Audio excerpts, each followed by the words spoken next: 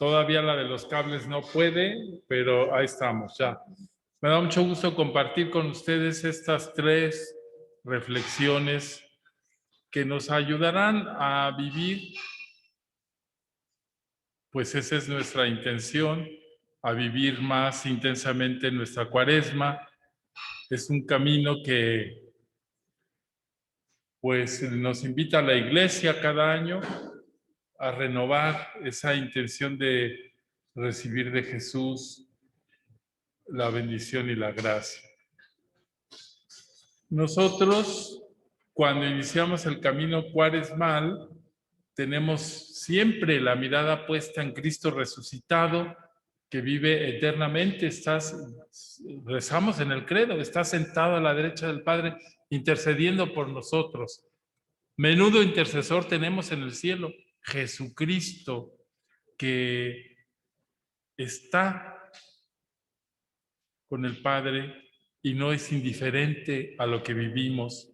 Por eso nuestra reflexión parte de una colina. Estamos en lo alto de una colina, de un cerro, de una montaña altísima. A ustedes que les gustan tanto las montañas, pues una montaña altísima.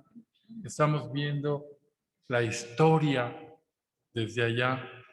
La salvación de Jesús está ya realizada y ahora nos invita a todos nosotros a acogerla con fe y humildad. De hecho, ese gesto sencillo que acabamos de realizar, espero que en sus casas lo hayan hecho, de haber cogido un poquito de tierra y decirse, aquí miren, dejamos lleno de ceniza todo este recinto. Un gesto sencillo que nos habla de esa disposición interior que queremos tener a la gracia que Dios nos otorga cada año. Inclinamos la cabeza y el corazón para que la ceniza, el polvo, materia quemada y reducida, nos cubra el entendimiento para bajar las montañas de nuestro orgullo y descienda hasta lo más íntimo, pues queremos dejar de ser indiferentes, egoístas, altaneros. A lo mejor ustedes me dirán, no, padre, eso no somos nosotros. Bueno, pues al que le caiga el saco, pero alguito sí nos cae. Queremos con este gesto recordar que también nosotros, aquí hay personas que han vivido muchos años su consagración en la alianza, que han vivido muchos años su consagración en el apostolado de la cruz, religiosas de la cruz, que hemos vivido, pero también nosotros tenemos necesidad de ser perdonados y admitidos a la amistad de Dios. En todas las relaciones, pues siempre hay esos ires y venires, ¿verdad? Ya quisiéramos saber si yo le preguntara a esta parejita de 43 años o a esta parejota de 55, ¿cuántas veces hay que pedir perdón? ¿Cuántas veces hay que reconciliarse? ¿Cuántas veces hay que decir no entendí o no me entendiste? ¿Cuántas veces hay que, pues a veces, tener una trifulca, pero en el fondo nosotros estamos llamados a que esa relación que tenemos con Dios, en donde Él siempre perdona y está atento, no quede de nosotros porque somos la parte débil que recurrimos. Por eso le decimos, Señor, pues humildemente al comenzar la Cuaresma, qué bonito gesto, sentados en el suelo, bañados de ceniza, porque sabemos que tú amas un corazón humilde y nosotros a veces no lo tenemos. Nos han hecho creer como que confundir lo que es la verdadera autoestima ¿eh? con lo que es la humildad. Estamos confundidos. La verdadera autoestima nunca es altanera ni soberbia. La verdadera autoestima es aquella capaz de también poder reconocer su humildad. Bueno, pues como nuestro tema es la conversión, yo creo que la Sagrada Escritura tiene montones de ejemplos sobre la conversión. Yo quise tomar solamente 2 para no aburrirlos y cansarlos. Pero son ejemplos que es interesante reflexionar sobre ellos. El primero es el ejemplo de Nínive. Nínive fue una importantísima ciudad asiria. Esta ciudad es descrita en el libro de Jonás como una ciudad grande, sobremanera, que para poderla recorrer tendrían que caminarse 3 días y 3 noches. ¿Ustedes conocen una ciudad así de grande? ¿No? Que haya que caminar, caminar, caminar. Pues yo sí. La Ciudad de México, por ejemplo, la Avenida de los Insurgentes tiene 66 kilómetros de largo. Entonces, pues eran ciudades terriblemente grandes, ¿no? Y esta ciudad se encontraba a la orilla del río Tigris. Digo, se encontraba, ya hablamos en pasado, porque Nínive fue destruida. Y se extendía a lo largo de 5 kilómetros con una anchura media de 2 kilómetros, extendiéndose desde el río hasta las colinas del este, situada en las confluencias de los ríos Tigris y Cos. ¿Les suena el río Tigris? Sí, ¿verdad? Como que suena a Biblia. ¿Se acuerdan que decían que el paraíso estaba situado entre el río Tigris y el Éufrates, en ese triángulo maravilloso? Bueno, ahí estaba situada la ciudad de Nínive y era un importante punto de paso de las rutas comerciales que cruzaban el Tigris, un gran río en donde se iban barcos y llevaban pues cargamentos de todo lo que ustedes quieran ver, telas, alimentos, vino, aceite, trigo, todo pasaba por ahí. Por lo tanto, esa ciudad ocupaba una posición central en las rutas entre el Mediterráneo, ese río que está en el centro de Europa, ese río, ese mar, el centro de Europa, y el Océano Índico, ¿verdad? Que es el que se asoma a la península arábiga y a la India. Pues entonces era un nudo que unía Oriente y Occidente. Ahí convergían un montón de cosas. ¿Por qué les cuento todo esto? Porque es importante saber cómo era esa ciudad. Entonces, esa ciudad, como todas las que están abiertas a muchas culturas, recibía la influencia de muchos lugares y de muchos modos de pensar, religiones, concepción de la vida. A ver, ustedes aquí en Costa Rica, aunque es chiquito Costa Rica, ¿ustedes conocen alguna ciudad que tenga influjo de otros lugares?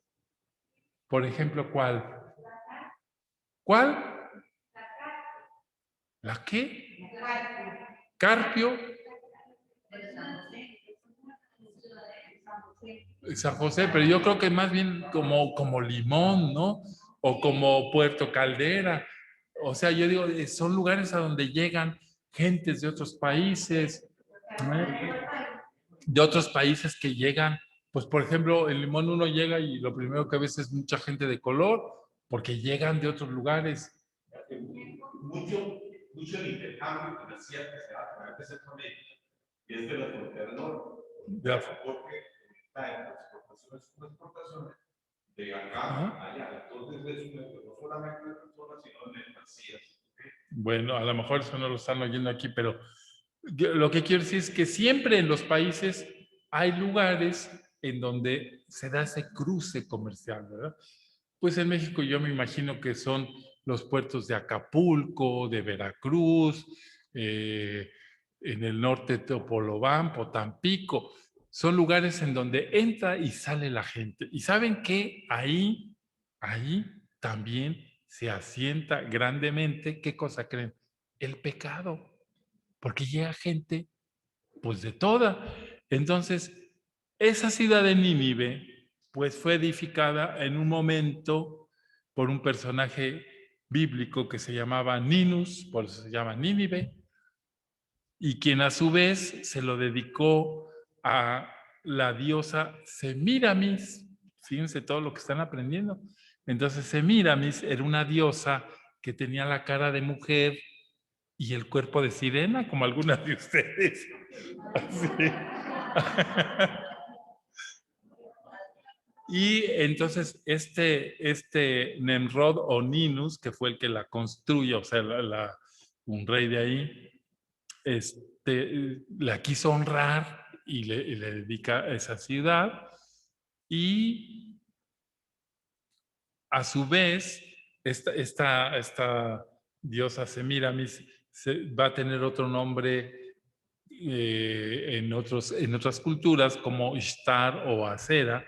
Y esta ciudad tenía pues fama de que era de las más ricas porque habían empleado muchísimo dinero en construirla y tenía como icono, o sea, como su emblema, su escudo, así como ustedes tienen su escudito con el mar, 3 montañitas y qué más hay atrás.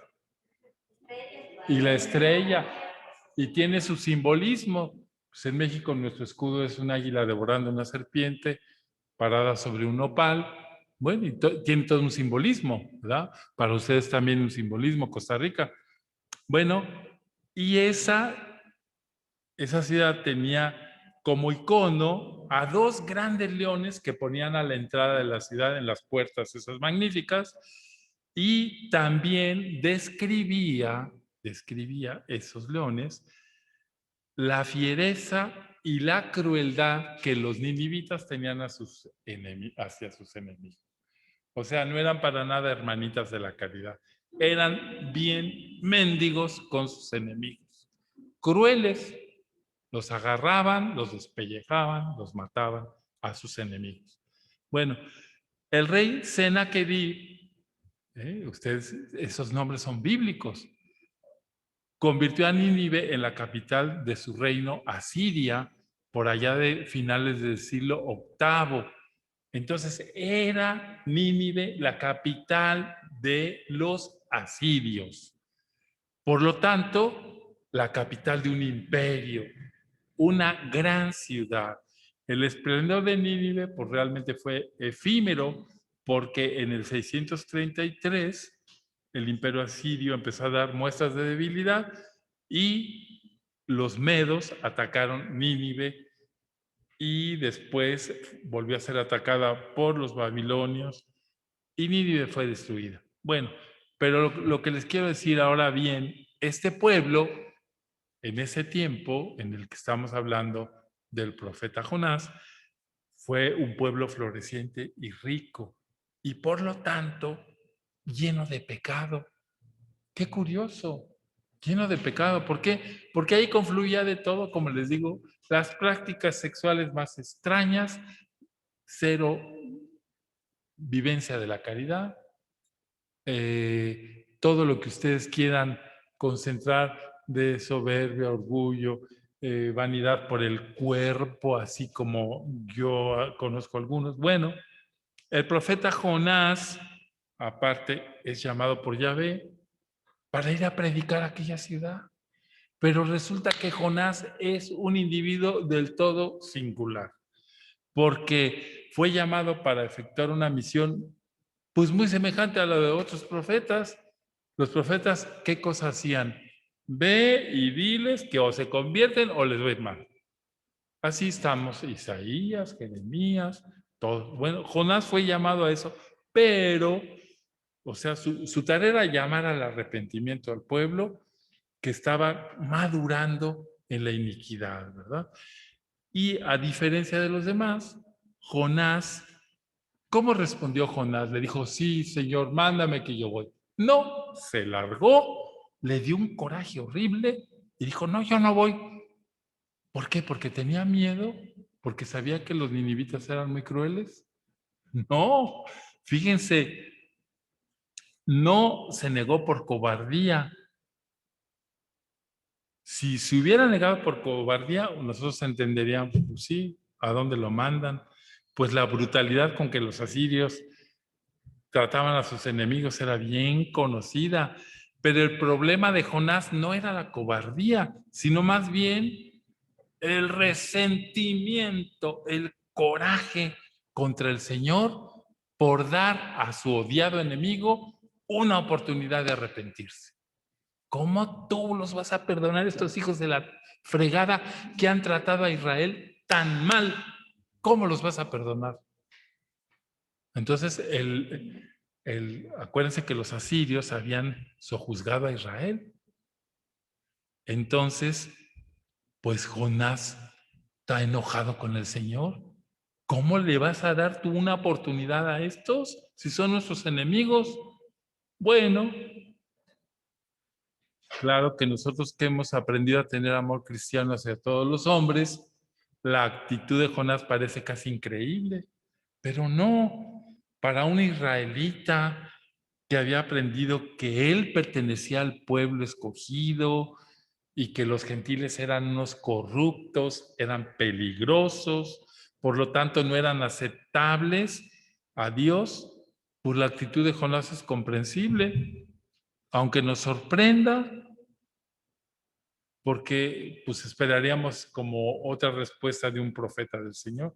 Sin embargo, la misión de Jonás fue un hecho de importancia simbólica que tuvo el propósito no solamente de hacer comprender a Israel la posición de los gentiles en el reino de Dios, sino también de representar el día en que los paganos obedecerían a la palabra de Dios, se unieran en fraternidad para gozar de la salvación que gozaba Israel junto con todas las naciones. Entonces, no sé si me expliqué bien.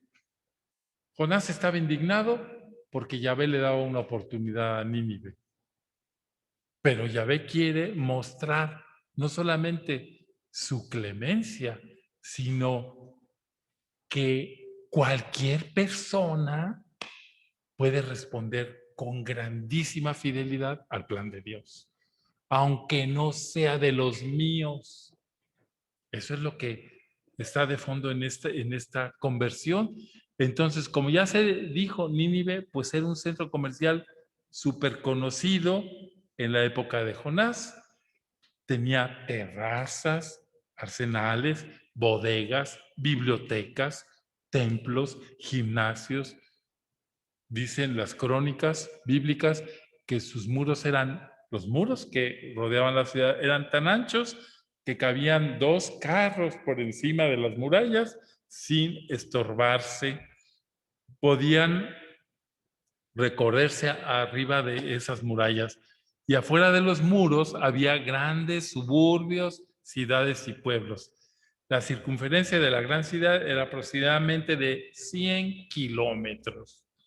Y se necesitaban, pues, según dice la Biblia, 3 días para recorrerla. Bueno.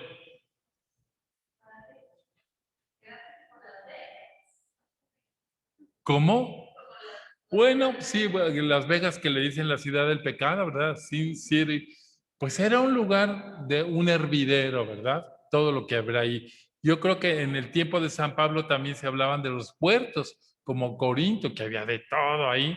Bueno, pero lo que yo quiero subrayar es que ustedes imagínense a un apestoso, mal vestido, greñudo, mal peinado, que pasa por la ciudad gritando: conviértanse, porque si no, Nínive será destruida.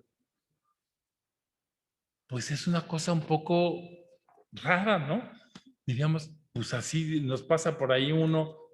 Sin embargo, lo que aquí registra la Sagrada Escritura es que los ninivitas escucharon,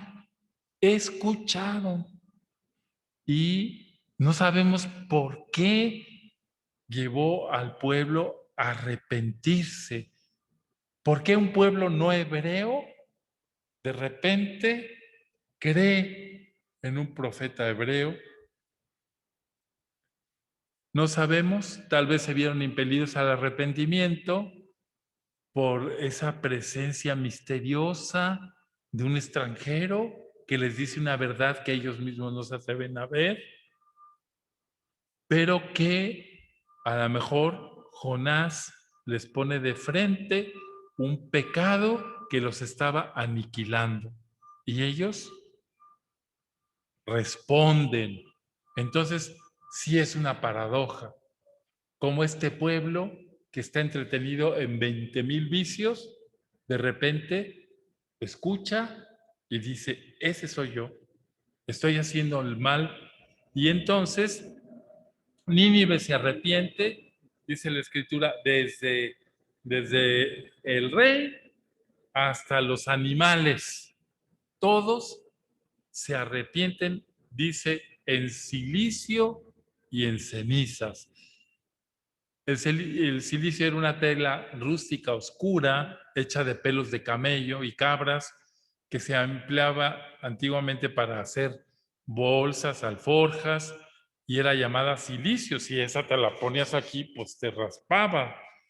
Y también se usaba para hacer túnicas de duelo, y así llegó a ser como un símbolo de pesar y de duelo, vestirse de silicio.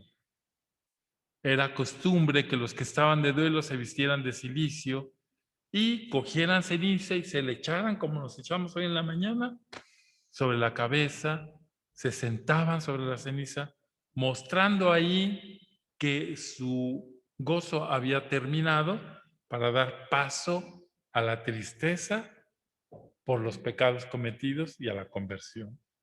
Entonces, cuando la gente recurría al silicio y la ceniza, como nos narra el texto, era para ayudarse a alcanzar una fuerza espiritual para poder comulgar con Dios.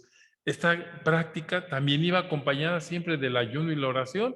Por eso la iglesia nos dice, bueno, vamos a ver, el día del miércoles de ceniza, ayuno, oración y ceniza. El ayuno, pues para los de mayores de 60 años ya no les obliga, ya se comieron su, bueno, pero lo que importa es que nosotros nos demos cuenta cómo la fuerza de esto está en que nosotros reconocemos de algún modo que necesitamos recuperar la fuerza espiritual. Entonces, el silicio y la ceniza, acompañada de oración y ayuno, pues llegan a ser como el símbolo de arrepentimiento. Yo me pregunto, en nuestra sociedad, ¿quién carambas hace ayuno? ¿Quién hace?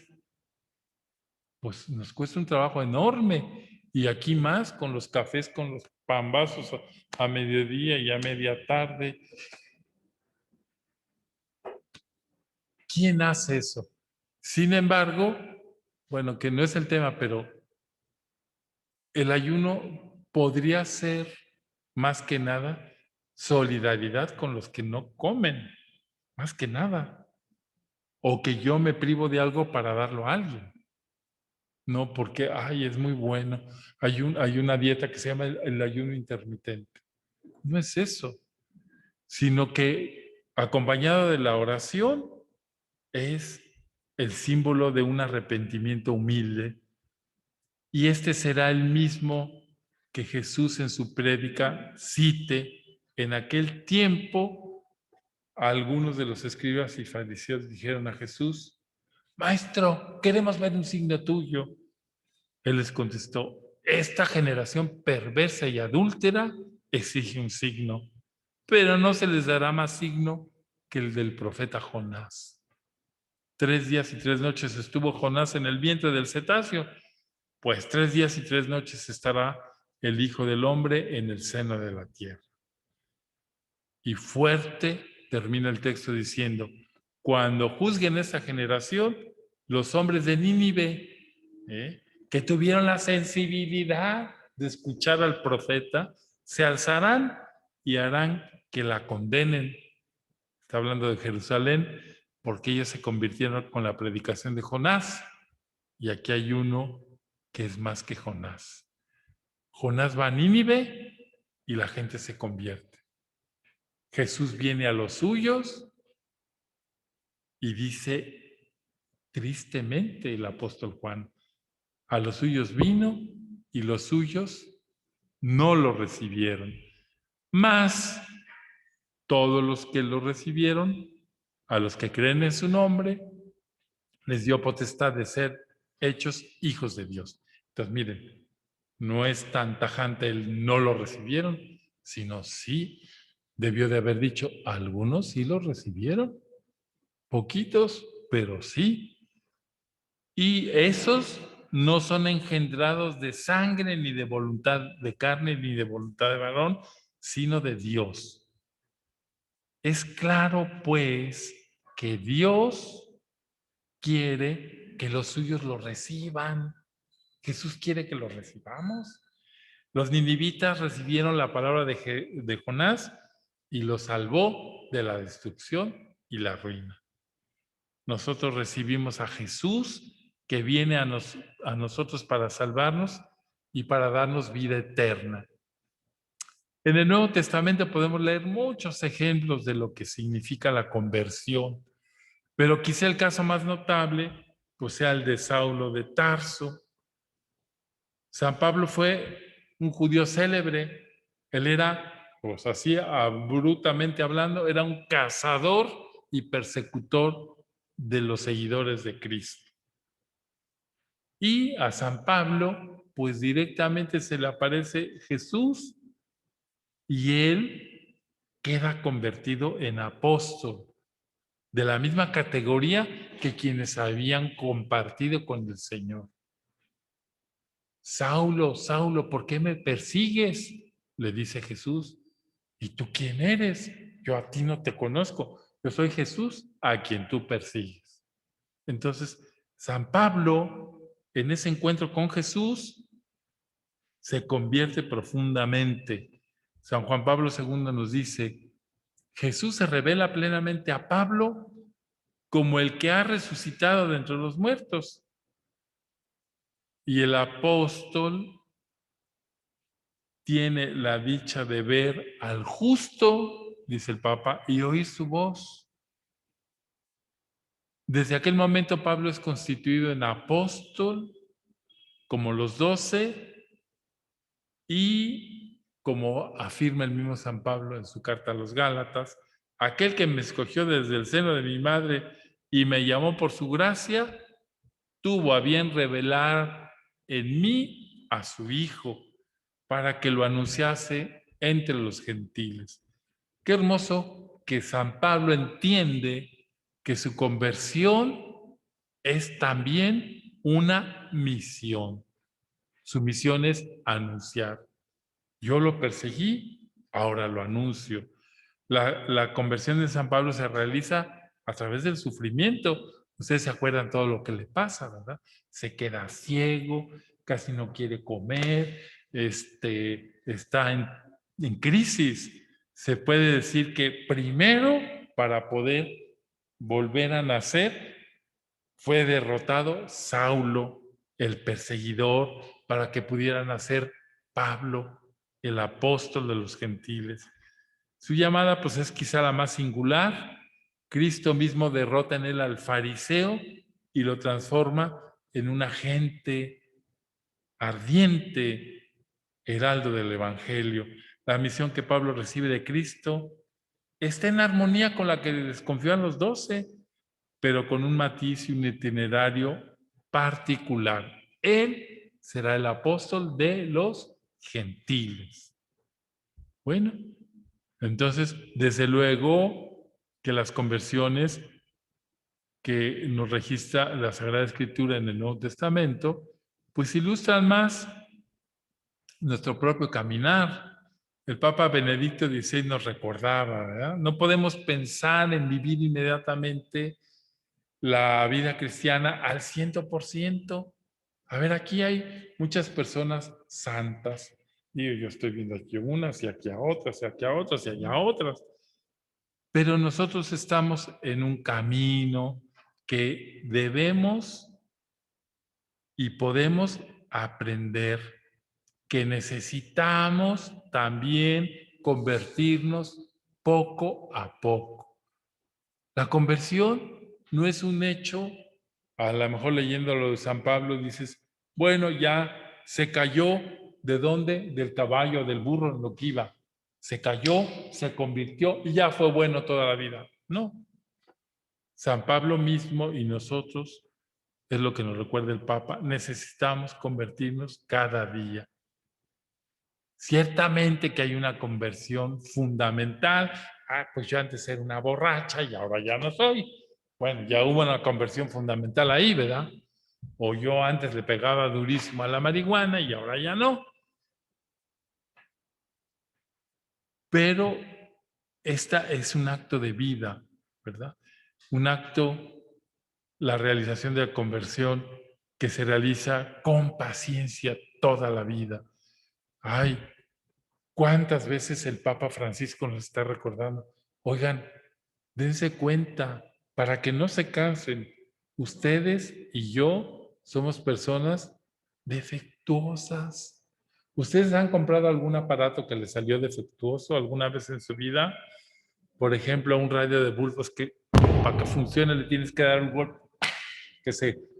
Pues a algunos aparatos y dices, ay, el tostador, siempre que lo pongo, ay, bota el pan por allá. Bueno, me parece que a veces nosotros somos así, que tenemos que tener paciencia con nuestra propia realidad. Pero esto no nos debe hacer perder la confianza y la valentía del camino. Precisamente debemos reconocer esto. No podemos hacer de nosotros mismos cristianos perfectos de un momento a otro. No, oye, tú tienes 40 años en alianza, pues ya, no, ya conviértete. Pues no, tú tienes 35 años en el apostolado. ¿Cuántos dijiste que tienes? Ay, pues ya, éntrale, no. Tú tienes 31 años de ser misionero. No, 31 no, 40 y quién sabe qué. Pero es cada día. Tú que estás en tu hogar, tienes que darte cuenta que la conversión es cada día hacia tu esposo, hacia tus hijos, hacia tu realidad. Precisamente debemos reconocer esto. Nuestro camino es un camino que va en ascenso, pero que tiene sus bajaditas y que no hemos llegado. Sin embargo, vale la pena vivir, vale la pena ir adelante, ser fieles a la opción fundamental. Mi opción fundamental fue, yo no sé ustedes cómo la vean, ni siquiera es yo, miren, esta es mi opción fundamental. El día que profesé para siempre. No, mi opción fundamental estaba ya antes. Era, mi vida está centrada en Cristo. En donde esté, si yo me hubiera casado, pues si hubiera pensado igual. Ustedes igual. La opción fundamental es la opción por Cristo. Por decirlo así, continuar con perseverancia en un camino de conversión que a veces se hace difícil. Hay momentos en nuestra vida, pues cuando, perdonen estos ejemplos que les doy, cuando el marido se pone pesado, que ya lo quieres meter al congelador, se pone difícil. Cuando la señora habla y habla y habla y no se calla, y tú estás cansado y ya lo que quieres es que cierre el pico y sigue reclamando, se vuelve difícil. Cuando los hijos no entienden y están en su rollo y tú estás preocupada o preocupado por la salvación de ellos, se vuelve difícil. Y sin embargo, nosotros tenemos que decirnos, quizá te venga el desánimo, quizá quieras decir, ¿para qué me sirve a mí la fe si todo está mal? Pero no hay que abatirse enseguida, sino que con valentía comenzar de nuevo. Tenemos que recordar, el Señor me guía, el Señor es generoso y con su perdón voy adelante para llegar a ser generoso también con los demás. Así aprenderemos realmente a amar al prójimo y la vida cristiana, que implica perseverancia. Fíjense qué palabra tan fuerte, es un tema que es al final compromiso y perseverancia. Que a mí luego a veces me dice, pues, oye, y fulanita, Pues estuvo 35 años en la Alianza de Amor y ahorita ya, quién sabe.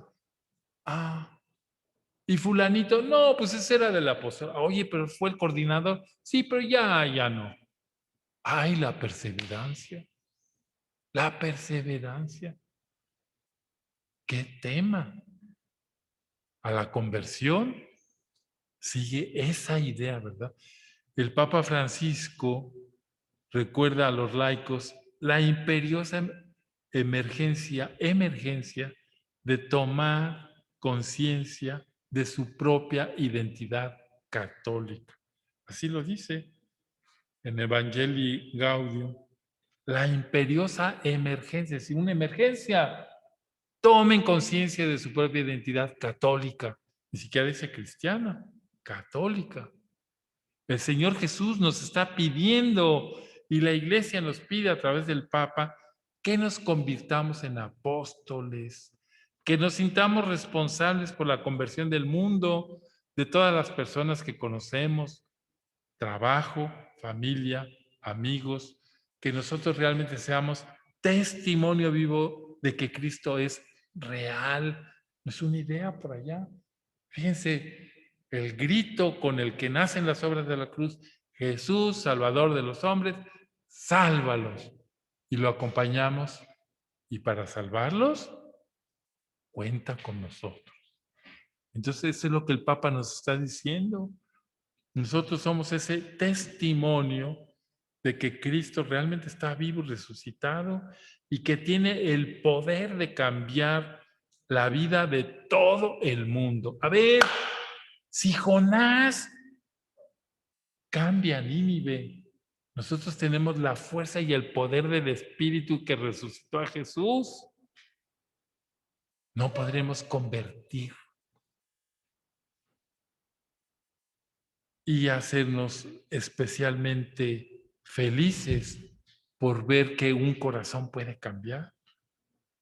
Bueno, pues la conversión tiene sus pasos, ¿verdad? Para nosotros mismos, primero el arrepentimiento. Si leemos la historia de los santos, encontraremos que en ellos no había vanidad en este camino a la santidad. Es decir, ellos daban testimonio de ser y haber sido pecadores, de sentir debilidad, lo que yo decía antes, de tener pobreza de sentimientos en su alma, pero sí caminando hacia la perfección en la caridad, arrepintiéndose, transformándose, convirtiéndose en Cristo.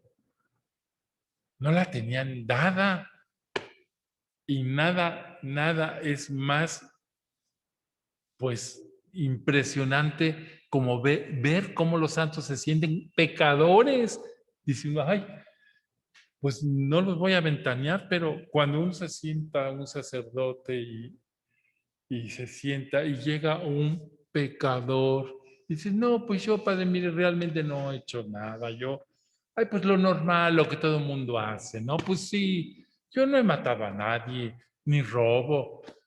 Ay, yo digo, oye, güey, ¿que tú vienes a confesarte o me vienes a presumir?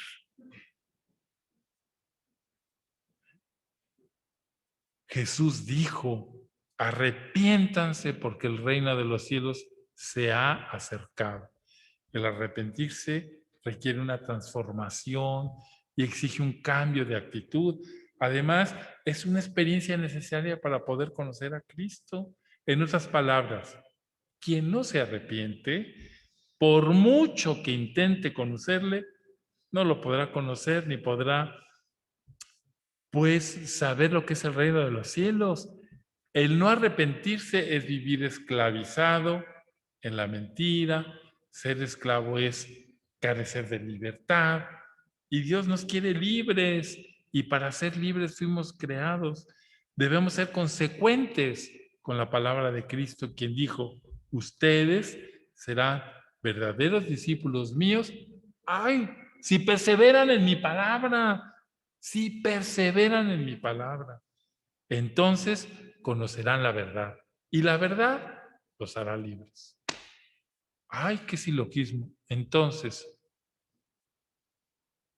para poder convertirnos, perseverar en su palabra, conocer la verdad y la verdad nos hará libre. No se cansen, no se cansen, no podemos cansarnos.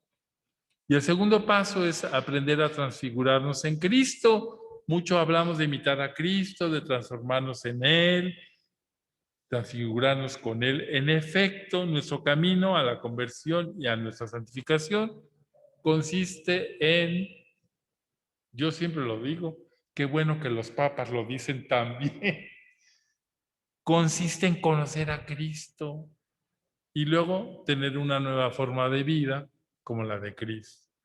Al leer los evangelios, las epístolas de San Pablo o la vida de los santos, encontramos que siempre está presente ese ideal y no es otro, vivir en Cristo, transformarse en Cristo. ¡Qué barbaridad! Si ustedes leen la vida, los escritos de Concepción Cabrera, nos lleva a decir, esta es la enamorada de Cristo. Javier Sicilia, cuando hizo su biografía, la nombra la amante de Cristo. Es decir, lo ama con todo su corazón. Su interés, su vida, su pasión es Cristo. Como la de Pablo, como la del padre Félix. El padre Félix estaba enamorado de Jesús. Le dice a los misioneros, fíjense, tengo 17 años reflexionando sobre Jesús, sobre su vida, sobre su persona. Entonces he decidido consagrar esta pequeña congregación al Padre de los cielos. Conociendo a Jesús, llegó al amor fundamental, el amor del Padre. ¡Qué interesante! Es un camino para recorrer. San Pablo es un enamorado de Cristo y escribe, nada juzgué digno, más bien dice, todo para mí es estiércol, sino el conocer a Cristo y a este crucificado. Ándele, la esencia de la espiritualidad de la cruz. Conocer a Cristo y este crucificado. ¿Vivo yo? No, ya no vivo yo. Es Cristo que vive en mí. Pues es el ideal de las obras de la cruz y del cristiano, que Cristo vive en mí. Lo que decía en la homilía, somos heraldos del Evangelio. Quien me ve a mí tiene que ver a Cristo. O estamos lejos, pero es una tarea de todos los santos y que se va realizando en la medida de sus fuerzas y según la donación de la gracia, diferente en cada uno. Qué hermosa es poder tocar esa conversión en la vida de los santos. Ojalá, como antes se usaba, se leía la vida de los santos cada día. Ahora, le dice uno, oye, la vida de San, quién sabe qué, no, ya no. Porque nos dan esa clave, diferente cada uno, pero con un solo ideal, vivir la vida de Cristo. Como la vivió Santa Clara, como la vivió San Francisco, como la vivió Teresa de Lisieux, como la vivió Carlos de Acutis, Teresa de los Andes, como la vivió Juan Diego. Un mosaico, pero todos tuvieron un solo fin, imitar a Cristo, meditar en su vida, conocer sus ejemplos. Nosotros en la espiritualidad de la cruz contamos con grandes testigos que nos hablan que desde la óptica de nuestro carisma es posible convertirse cada día. No es un camino ya hecho, es un camino que hay que andar. Acordemos cómo Conchita tuvo que vencer su sensibilidad, sus propias preferencias y sus ideas que las tenía bien fuertes. Pensemos que para ella el camino de conversión consistió en vivir cada día la frase, no como yo, sino como tú. Yo tengo mis preferencias, pero que no sean las mías, que sean las tuyas. No cuando yo, ahorita, me lo cuidas ahorita. No cuando yo, sino cuando tú. Ella dice que el enemigo más grande a vencer es uno mismo, el ego. ¿Qué moderna? Ya está hablando del ego. Una mamá tan querendona, mamá gallina, ay, como unas que yo conozco, que hubiera deseado tener a sus hijitos bien cuidados y calientitos bajo sus alas, tuvo que enfrentar la muerte dolorosa y tremenda de 4 de sus hijos, superando su sensibilidad y su apego amoroso, porque esa era la voluntad de Dios. Pues esa es la conversión. Pensemos en todo lo que tuvo que enfrentar el padre Félix para hacerse el molde de los misioneros. Puede decirse que cada día de su vida fue un día de conversión. Él, de carácter fuerte y decidido, muy visceral, terminó por ser el prototipo de la dulzura y de la paciencia. El que quería todo de inmediato y bien hecho, tratando con mexicanos, pues ahí se va, poco a poquito, pues órale. Supo esperar y aceptar otros modos distintos a los de él y lo hizo con mucho gusto y caridad. Si hubiera venido aquí, quién sabe si se hubiera santificado o si hubiera jalado los pelos, no sabemos. Tenemos el recurso diario de la Eucaristía que nos ayuda cada día en nuestra conversión. Meditemos en esta poesía. Sí, miren, la poesía se las vamos a pasar ahí en su pantalla, porque es una poesía pues muy bonita, muy sencilla. Es de Octavio Paz, que es un premio Nobel de Literatura, que ustedes a lo mejor la conocen, pero estoy casi seguro que no. Pero me llamó muchísimo la atención y ahorita la van a ver. Se llama Viento, Agua, Piedra. Y la vamos a leer 2 veces. Cuando Anita la ponga, Anita ya la puso. No, está poco a poco porque está en conversión la pobre. Está en modo conversión. ¿Ya? Bueno, ahí quédate porque la vas a ir moviendo. El agua horada la piedra. El viento dispersa el agua. La piedra detiene el viento. Agua, viento, piedra. El viento esculpe la piedra. La piedra es copa del agua. El agua escapa y es viento. Piedra, viento, agua. El viento en sus giros canta. El agua al andar murmura. La piedra inmóvil se calla. Viento, agua, piedra. Uno es otro y es ninguno. Entre sus nombres vacíos pasan y se desvanecen agua, piedra, viento. Ahora yo les voy a decir, esto es una lectura hacia estética. Ahora vamos a leerla con una clave cristiana. El viento es el Espíritu Santo. El agua es la Eucaristía. La piedra soy yo. Entonces, ¿yo qué soy? ¿La Eucaristía qué es? ¿Y el Espíritu Santo? Entonces volvemos a decir, el agua horada la piedra, el viento dispersa el agua, la piedra detiene el viento. agua, viento, piedra. El viento esculpe la piedra es copa del agua, el agua escapa y es viento, piedra, viento, agua. El viento en sus giros canta, el agua al andar murmura, la piedra inmóvil se calla. Viento, agua, piedra. Uno es otro y es ninguno. Entre sus nombres vacíos pasan y se desvanecen agua, piedra, viento.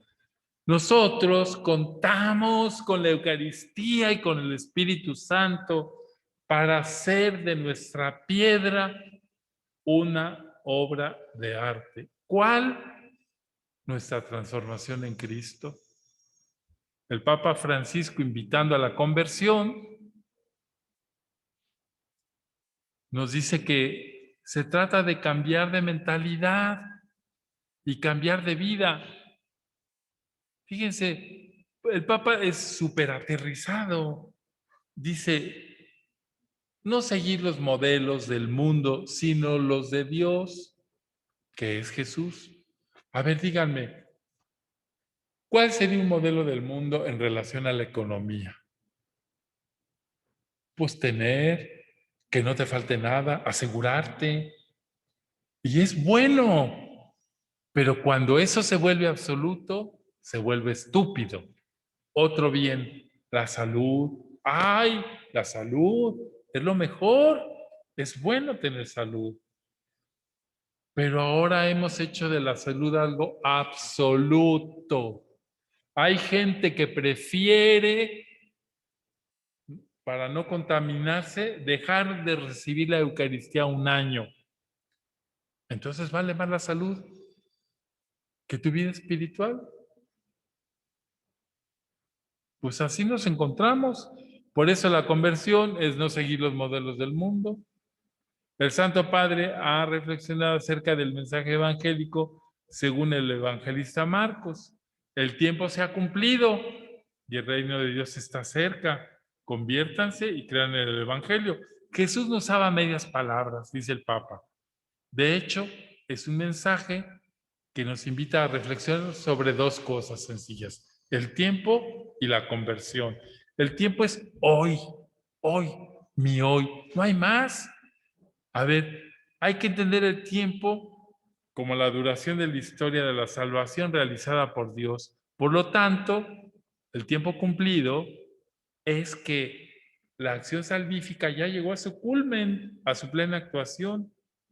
Y en el momento histórico en que Dios envió a su Hijo al mundo, nos lo ha hecho más cercano que nunca.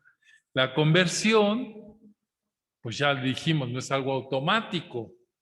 La salvación es un don de amor y es ofrecido a nosotros cada día, a nuestra libertad humana, responderle.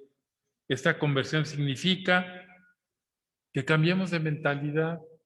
¿Qué mentalidad tenemos acerca de los bienes, acerca de cómo consumimos? ¿Qué mentalidad? Yo no lo sé, no lo sé. Pero si quieren voy a su casa y reviso sus closets para ver cuántas blusitas tienen, cuántos pares de zapatos, los señores cuántos relojes. Esta señora le dicen Doña Araña porque parece que tiene 8 pares de patas porque tiene muchos zapatos. ¿Cuáles son nuestras claves? Para eso se requiere, pues, no seguir los modelos del mundo, un cambio decisivo de visión y de actitud. Pues el pecado concreto, dice el Papa, es el de la mundanalidad. Trajo al mundo una mentalidad que tiende a la afirmación de uno mismo contra los demás. Es el pecado. Yo primero, contra los demás, incluso contra Dios. Y a veces decimos, no, si yo soy muy bueno, sí, tú eres muy bueno, pero tú eres el centro del universo. No, yo mi familia, bueno, y las demás que se mueran todas, pero la mía no. Ese es el pecado, dice el Papa, de la mundanalidad, que me hace que yo me afirme y los demás, pues no sé, ¿quiénes serán esos? Bueno, es curioso, ¿cuál es tu identidad? Pregunta el Papa, nos pregunta, ¿cuál es tu identidad? ¿Ganas de poder? ¿Falta de servicio? ¿Guerras? Esta es la mentalidad del engaño, que ciertamente el Papa siempre habla de esto, que tiene su origen en el diablo, en el padre de la mentira, y nuestra mentalidad se tiene que alejar de esto. O sea, la mentalidad del cristiano no es que sea un ser raro, sino que es un ser que apuesta por Jesús y por el reino, por los valores que emanan de Jesús. Digo, yo sé que todos nosotros apostamos por eso, pero necesitamos siempre recordarlo. Miren, no hay que acomodarnos a la mente del mundo. Es que si todo el mundo lo hace, pues es la peor razón que me das. Porque es la razón en la cual no debemos acomodarnos.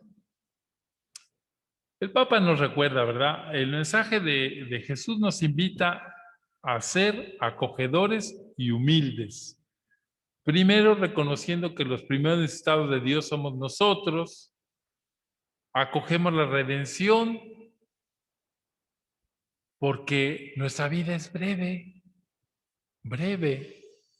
Ahorita se están dando cuenta. Ayer estábamos platicando los padres y decíamos, bueno, van en este año, quién sabe cuántos muertos misioneros, un montonal, y estamos en febrero.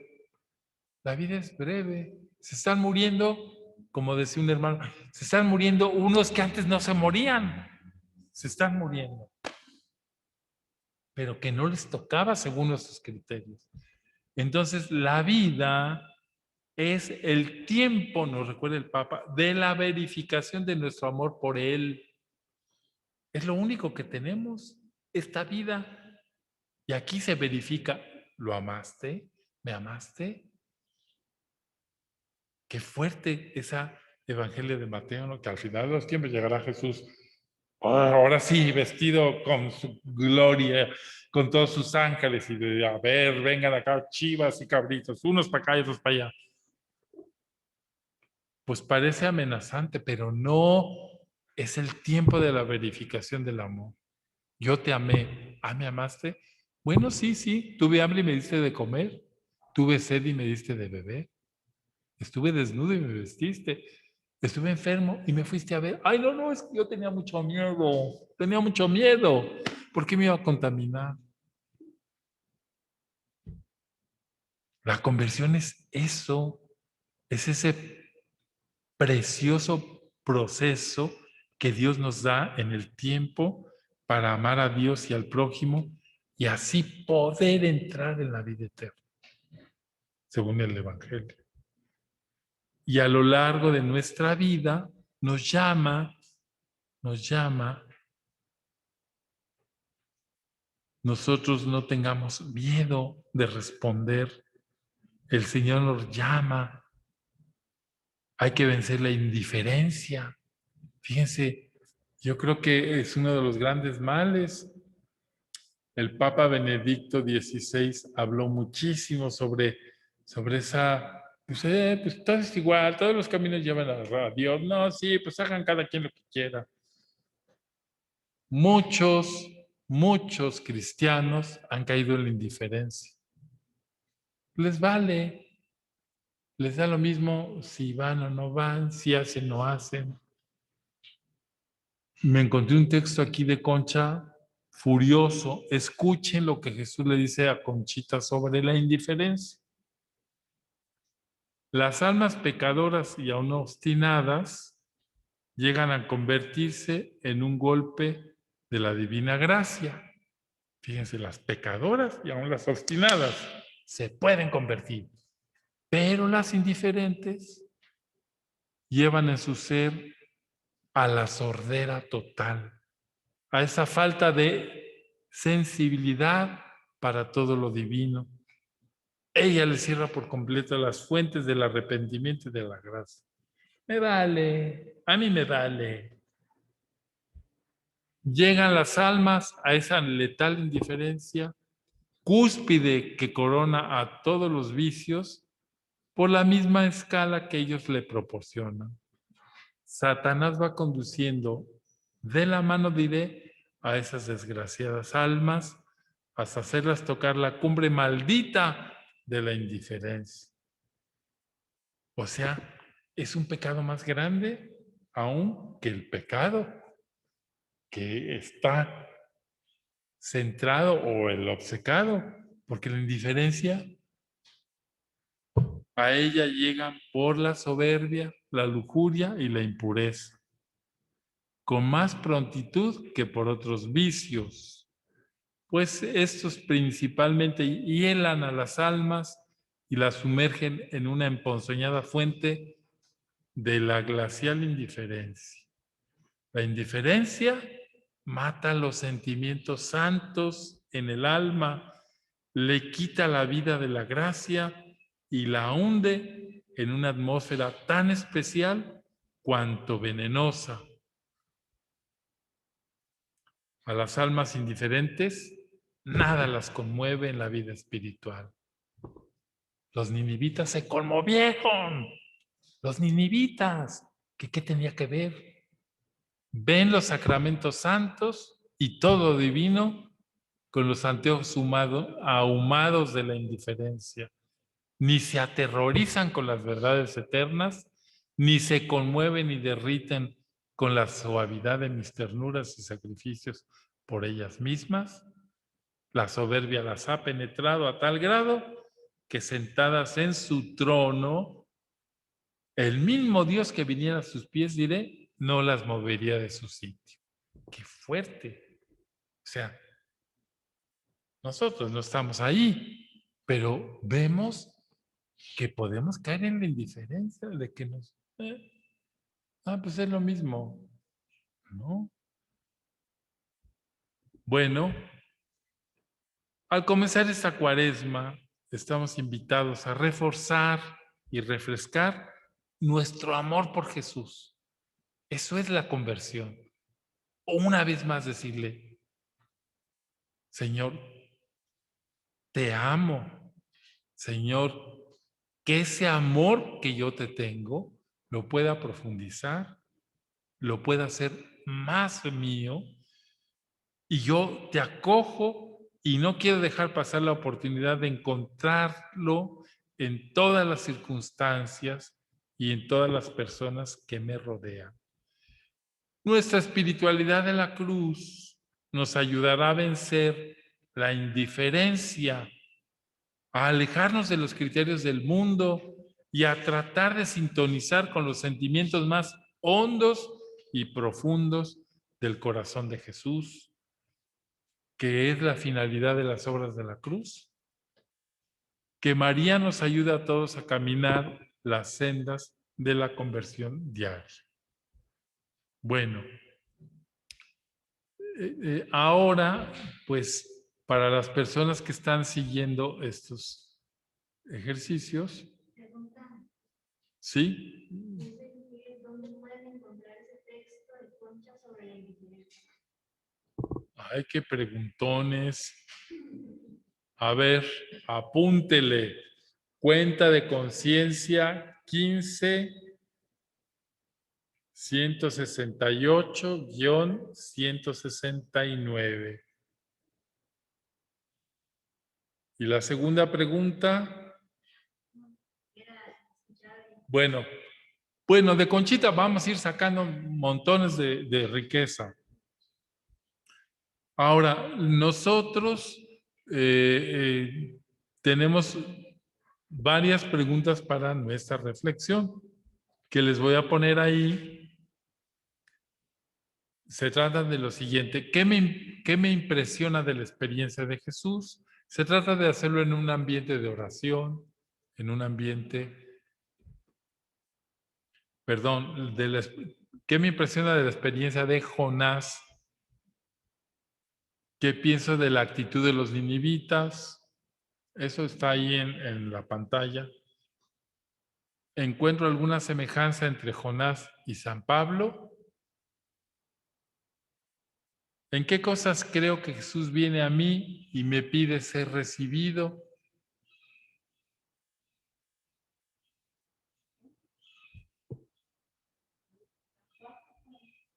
¿En qué cosas creo que Jesús viene a mí y me pide ser recibido?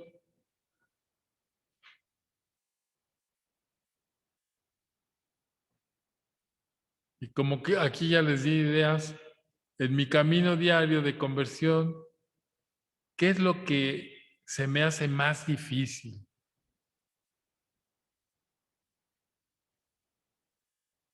No le esté dando pellizco al marido, por favor.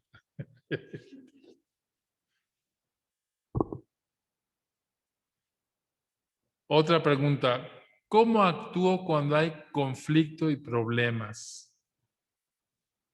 ¿Me sé levantar y continuar? ¿O me cuesta mucho trabajo salir de las caídas?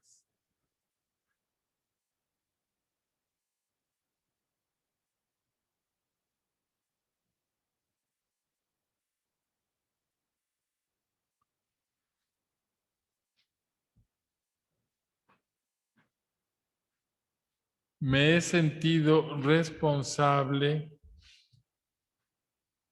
de la conversión de otros, de la salvación de otros?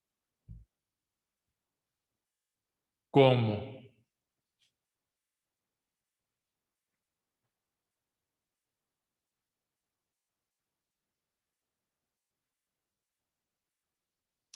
¿En qué o en quiénes me gusta pensar para inspirarme en la conversión?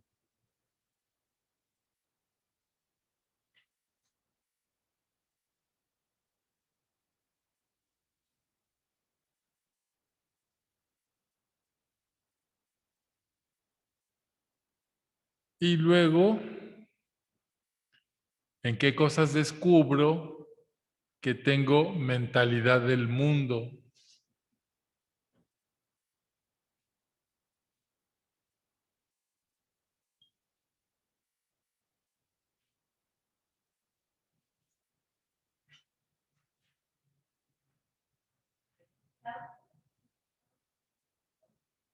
¿En qué cosas descubro que tengo mentalidad del mundo?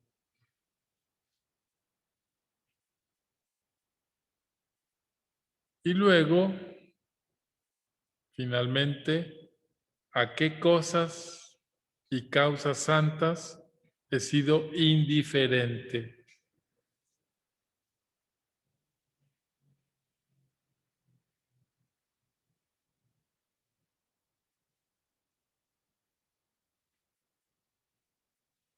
Bueno, para las personas que van a pasar un rato de oración, también les invito a que escriban una carta a Dios, tu Padre, expresándole tu deseo de convertirte y ser mejor.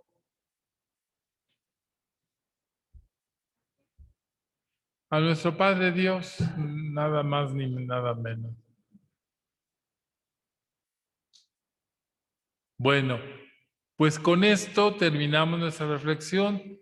La próxima reflexión, bueno, mañana los invitamos a las 8 de la mañana a la Eucaristía y enseguida la siguiente reflexión que tiene como tema santidad o vida de santidad. Les mando un cariñoso saludo a todos los que se han conectado. Quisiera ver de dónde son para saludarlos. Me parece que son de San Luis Potosí, Alianza de Amor, de Monterrey, de, no sé si de Durango. Sí, para que, sí. Y también los que estamos